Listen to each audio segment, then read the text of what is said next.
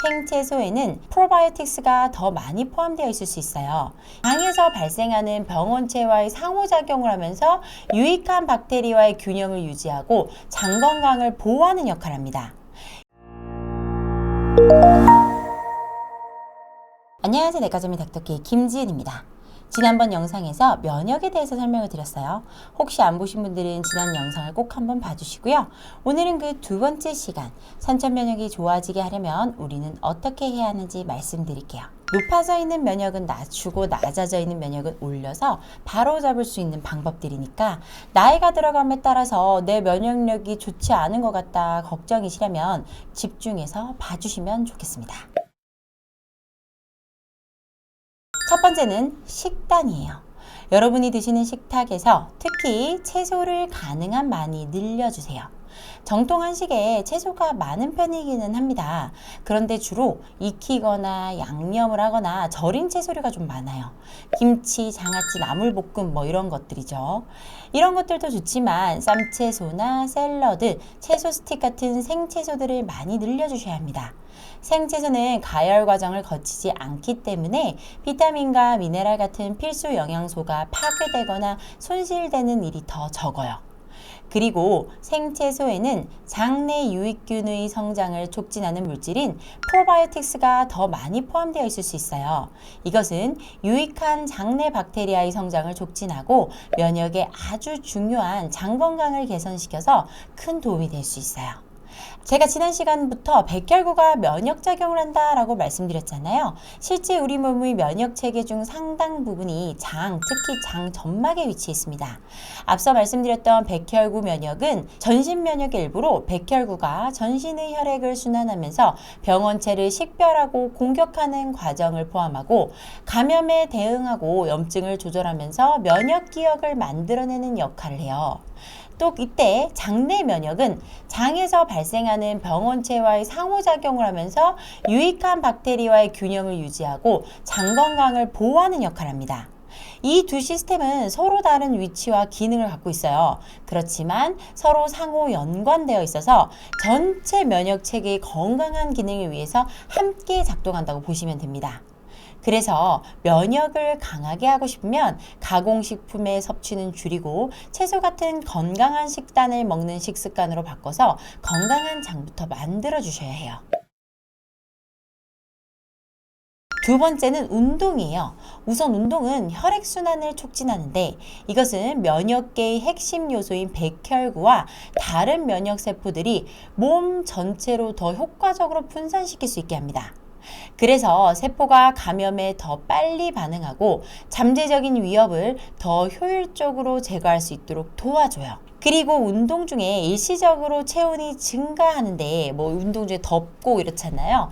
이것은 특정 유형의 병원체에 대한 신체의 방어 메커니즘을 강화해서 몸에 침투한 세균이나 바이러스를 제거하는 데 도움이 될 수 있어요. 마지막으로 운동은 면역 체계가 감염에 더 신속하게 반응할 수 있도록 도와줍니다. 이것은 병원체가 몸 안에서 본격적으로 자리 잡기 전에 밖으로 빠르게 제거되도록 해서 병이 심각해지기 전에 나을 수 있도록 도와줘요. 여기에 관련된 연구가 있어요. 영국 노팅엄대 의대의 연구팀은 78명의 관절염 환자를 대상으로 6주간 매일 15분씩 근력 운동을 하게 했습니다. 그 결과 관절염 통증이 줄고 연구가 끝날 무렵에는 체내 염증성 물질이 줄어 있었어요. 염증과 관련된 다양한 합병증 발생 위험을 줄일 수 있다는 의미예요. 관절염 환자라도 신체적 통증을 줄여주면서 정신적 긴장을 해소하고 스트레스를 완화시켜 줄 수 있기 때문에 운동은 꼭 해주셔야 합니다. 세 번째는 스트레스 관리와 수면입니다. 앞서 말씀드린 식단과 운동 두 가지는 깨어있을 때 나의 노력으로 가능하지만 이 스트레스 관리와 건강한 수면 습관은 노력하더라도 주위에서 괴롭혀서 안 될 수도 있고 또 건강한 수면은 실천하기 쉽지 않을 수 있죠. 내 맘대로 조절하기가 참 쉽지 않아요. 그럼에도 불구하고 제가 이것을 말씀드리는 이유는 만병의 근원은 스트레스다라고 할 정도로 만병의 근원이 스트레스와 관련성이 높아요. 그리고 수면이 부족해지면 생명에 지장이 있을 만큼 면역에 정말 중요한 역할을 합니다. 우리가 마음이 불안하면 잠이 잘 안 오지 않나요? 자더라도 마음이 불편하면 수면의 질이 많이 떨어질 수밖에 없어요.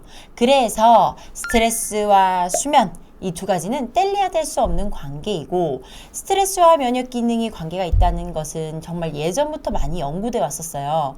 최근에 있었던 우리나라의 한 연구를 살펴보면 스트레스가 우리 몸의 면역 체계에 어떻게 영향을 미치는지를 조사를 했어요.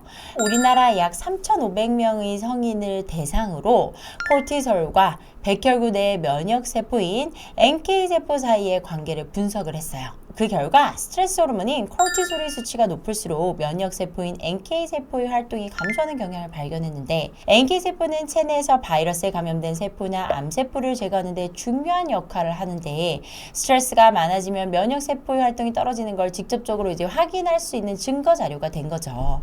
즉, 스트레스를 잘 관리하는 것만으로도 면역력을 유지하는 데 중요하다는 걸 말해주고 있어요.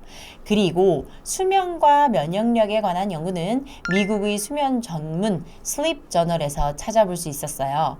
수면 습관과 감기에 걸릴 확률과의 관계를 조사를 한 논문이 있었는데, 이 연구는 164명의 지원자에게 먼저 일주일간 수면 습관을 각각 모니터링을 한 이후에 호텔에 격리된 상태에서 의도적으로 감기 바이러스 샘플에 노출을 시켰어요. 그랬을 때 얼마나 감기에 걸렸는지를 확인해 봤습니다. 그랬더니 병원균에 노출되기 전 일주일간 잠을 더 많이 잔 사람이 감기에 걸릴 확률이 더 낮았다라는 결과가 있었어요. 잠을 더 많이 잘수록 감기에 덜 걸린다, 뭐 이런 얘기죠. 게다가 하루 평균 5시간 미만의 더 낮은 정도로 이제 적게 수면을 취하는 사람은 평균 7시간 이상 수면을 취하는 사람들보다 감기에 걸릴 확률이 4.5배나 높았다는 결과가 있었습니다.